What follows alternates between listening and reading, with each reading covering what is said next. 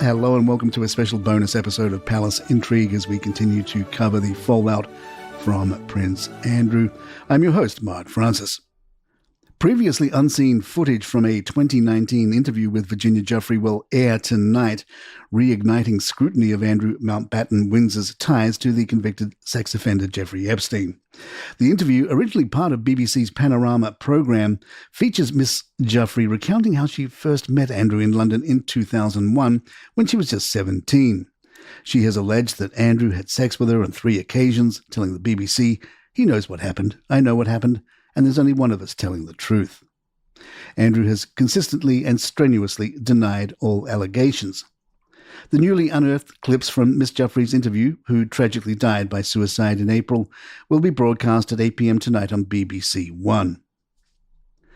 The royal family has taken another decisive step to distance itself from Andrew, with Buckingham Palace quietly removing his biography from the official royal website. The change, which went into effect on November 3rd, follows King Charles' October 30th decision to strip his younger brother of all remaining royal titles and privileges. Formerly known as Prince Andrew, the disgraced royal is now referred to simply by his family name, Andrew Mountbatten-Windsor.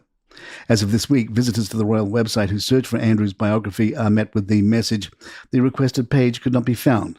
Just days earlier, the page had still been visible, though already demoted beneath the joint listing for Prince Harry and Meghan Markle. Andrew arranged a private Buckingham Palace tour in June 2019 for 2 businessmen linked to a cryptocurrency mining venture that had agreed to pay his former wife up to £1.4 million, the BBC reports. Jay Bloom and colleague Michael Evers were collected from their Knightsbridge Hotel in Andrew's Range Rover and driven through the palace gates before being escorted inside. Mr. Evers told the BBC they briefly met the late Queen, though Mr. Bloom disputes that. Both men attended the former Prince's pitch at Palace event at St. James Palace later that day and dined that evening with Andrew, Sarah Ferguson and Princess Beatrice. At the time, Miss Ferguson was serving as brand ambassador for Pegasus Group Holdings, which proposed using thousands of solar generators to mine Bitcoin in the Arizona desert. A former royal household employee who reviewed arrival footage said, "The ramp was dropped before they came out to speak to the driver. That was the reception we'd expect if we were carrying a member of the royal family," Mr. Evers added. "They didn't want anyone knowing that we were meeting Elizabeth, and it was very, very brief. She was not doing super well, so it was more just a hello and in passing. No touching or anything, saying it was just like a quick hello goodbye." Confronted with his own social media posts about being driven into the palace and pictures I can post, the pictures I can't, and then the stuff I couldn't take pictures of, LOL, Mr. Bloom revised his account, acknowledging he was in fact shown to Andrew's office and did thank him for the car and for him and Sarah arranging the tour, while denying any meeting with the late Queen. He later posted again from Buckingham Palace in July 2019, joking about meeting HRH. 2 months after the June visit, Miss Ferguson flew by helicopter to an Arizona groundbreaking for Pegasus, appearing alongside motivational speaker Tony Robbins. Mr. Bloom introduced her as a personal friend.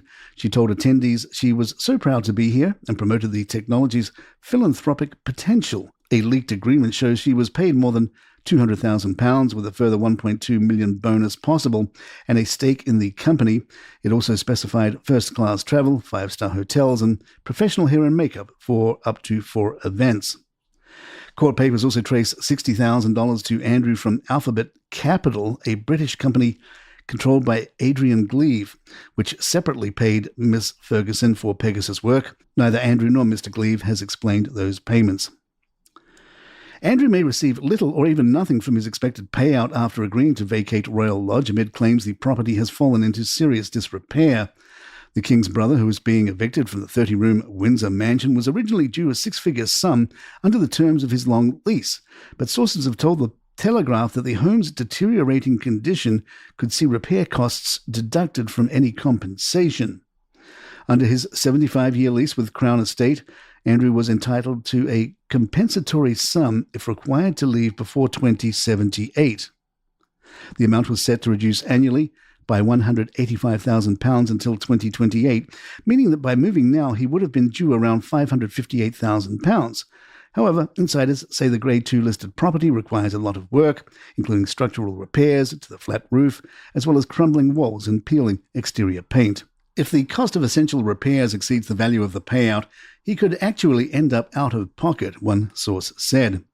Experts say the Andrews scandal marks a turning point for the monarchy. Royal commentator Richard Little pointed out, divorces and affairs are one thing, but alleged sexual abuse and the fact that Andrew didn't acknowledge it or react or sympathise with the victims was a massive mistake.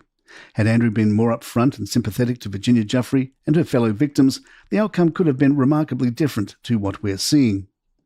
As far as royal scandals go, it is unprecedented, said royal biographer Ingrid Seward, but the king feels obliged to look after his brother, and if he looks after him, there is less likely to be further problems going forward. He is going to make sure Andrew is suitably accommodated and has enough to live on without having to scrounge around giving interviews and writing books like Harry.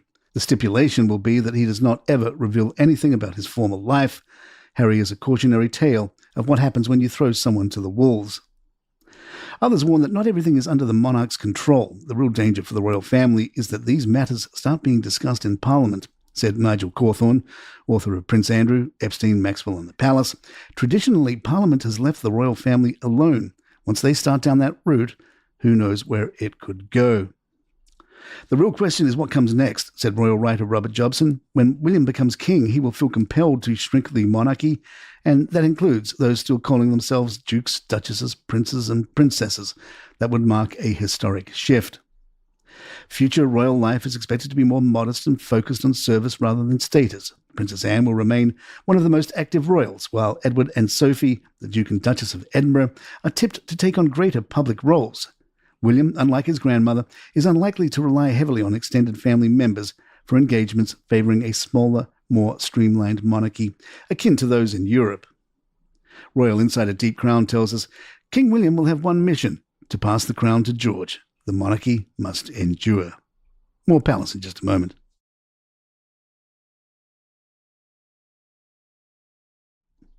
By the way, we have a new series for you here from your friends at Caleroga Shark Media called Crown and Controversy, Prince Andrew. And the season traces Andrew's extraordinary fall from palace favourite to pariah through the Epstein scandal, the BBC interview that shocked the world, and the final reckoning that saw King Charles strip his brother of every title. New episodes are available every Sunday, and if you're a subscriber, you can get the first 5 episodes available to download now. Check it out, Crown and Controversy, Prince Andrew. The links are in the show notes, or just search for Crown and Controversy, Prince Andrew. Ghislaine Maxwell has reportedly earned a new nickname from fellow inmates at her Texas prison, Mary Poppins, thanks to her refined British accent and her curious habit of never being seen without an umbrella.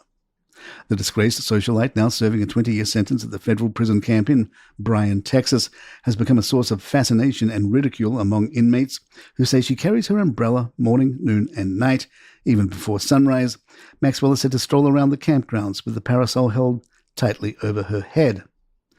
Couple that with her posh British accent, and very quickly she was given the name Mary Poppins. One inmate's husband told the Mirror, some inmates carry umbrellas to avoid the sun, but Maxwell has hers so tight to her head that it's a wonder she can see anything. She even uses it in the morning before the sun has risen, but unlike Poppins, there is no love for her. All the inmates know exactly what she did to young girls.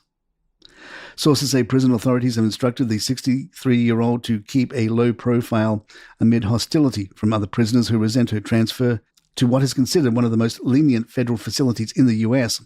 The umbrella, insiders claim, now doubles as a shield to obscure her face from view. The Bryan camp, dubbed Club Med and Camp Cupcake for its open dormitories, manicured lawns and relatively relaxed conditions, typically houses non-violent offenders. Critics have questioned Maxwell's placement there, noting that the Bureau of Prisons policy normally bars sex offenders from minimum security facilities.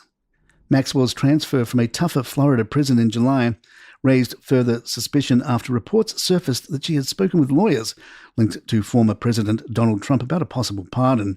Officials have not confirmed the reasons for the move. Inside Bryan, inmates reportedly mimic Maxwell's Downton Abbey diction and laugh at her attempts to maintain an air of dignity. She sounds like she stepped out of Harrods, one insider said. The girls think she's ridiculous, swanning about with her umbrella like she's still someone. Once a fixture of elite society and a confidant of Jeffrey Epstein, Maxwell now lives under close watch. Her Mary Poppins act a dark echo of her former life of privilege and influence. And there you have it. If you'd like to email us, our address is thepalaceintrigue@gmail.com. Please follow us on Spotify, Apple, or the app of your choice. You can find us on Facebook and Instagram. And leave us a nice review if you're enjoying the show. I'm Mark Francis. My thanks to John McDermott. This is Palace Intrigue. Good times.